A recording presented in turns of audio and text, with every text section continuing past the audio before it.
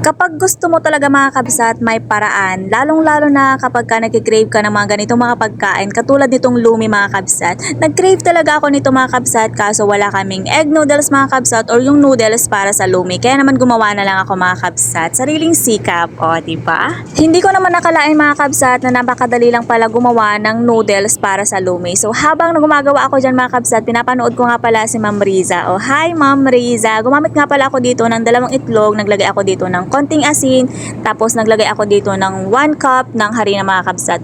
Bale magdadagdag na lang ako dito ng harina kapag ka medyo basa pa yung aji na mga kabsat. So ayan, fast forward na nga tayo dito mga kabsat. Nagdagdag ako dito ng ang harina mga kabsat para makabuo ako ng aji na. Bale ang nagamit ko ditong harina mga kabsat ay 1 cup ng harina mga kabsat. Bale ibabalot ko nga pala to ng cling wrap at i-rest ko nga pala to ng mga 10 minutes.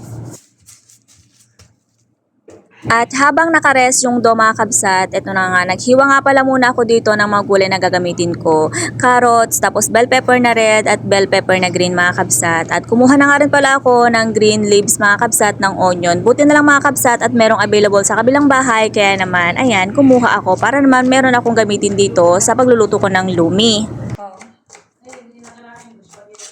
And after 10 minutes ng pag-beauty rest ng dough mga kabsat, o sana all naka-beauty rest, o ay flatten ko na nga pala to mga kabsat. Bali, hahatiin ko nga lang pala to ng dalawa mga kabsat para naman mas madali ko siyang i-flat.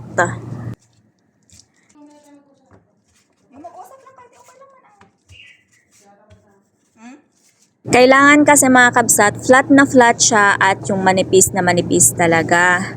Yung iba mga kabsat na gumagawa ng noodles ay meron silang ginagamit na machine, pero tayo mano-mano at sariling sikap tayo mga kabsat.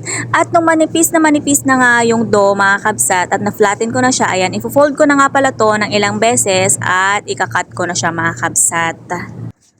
At gagamit ako dito ng gunting mga kabsat kasi nga naman wala tayong pang cutter, o sariling sikap na naman tayo mga kabsat dito, sariling effort, o diba, charis. Kailangan merong ekstrang harina dyan mga kabsat para naman hindi siya magdikit-dikit. Pero yung napanood ko mga kabsat na kay Ma'am Riza ay cornstarch yung ginamit. Pero sa akin dito ay harina na lang. Okay na to mga kabsat. Hindi naman na to magdikit-dikit. At naa-amaze talaga ako mga kabsat kasi nga naman sa first time kong paggawa nito ay yun, tuwang-tuwa talaga ako kasi nga naman nakagawa ako. Grabing saya ko nga dito mga kabsat kasi nga naman lumabas na naman yung talent ko. Charis! At hindi pa dyan natatapos mga kabsat, papakuluan ko nga pala muna mga kabsat yung noodles na ginawa ko. Bali naglagay lang ako dyan ng mantika at asin para naman hindi magdikit-dikit yung noodles. At lulutuin ko siya ng 2 to 3 minutes mga kabsat. At pagkatapos ng 2 to 3 minutes, ayan, binanlawan ko siya ng malamig na tubig para hindi siya magdikit-dikit. At naglagay din ako ng konting mantika dito. At eto na nga yung pinakahihintay ko mga kabsat. Magluluto na ako ng lumi ala Grace. Charis! Bali nagisa lamang ako dito ng sibuyas mga kabsat. Naglagay ako dito ng paminta para mas mabango. At nung lumabas na nga pala yung aroma ng sibuyas mga kabsat, ay dinagdag ko na nga pala dito yung pinakuluan kong manok kanina na hinimay-himay ko.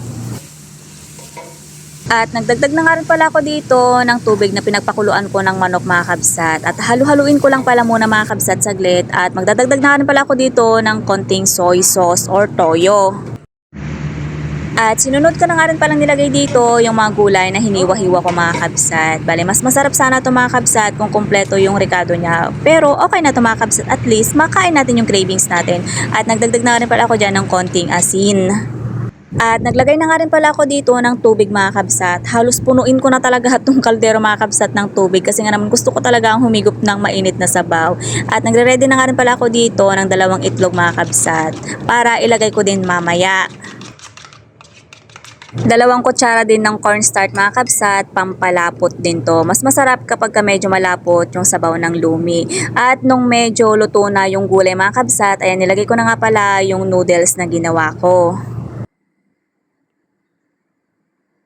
At sinunod ko na nga rin palang nilagay dito yung itlog mga kabsat at hinalo-halo ko lang para hindi magbuo-buo yung itlog na nilagay ko.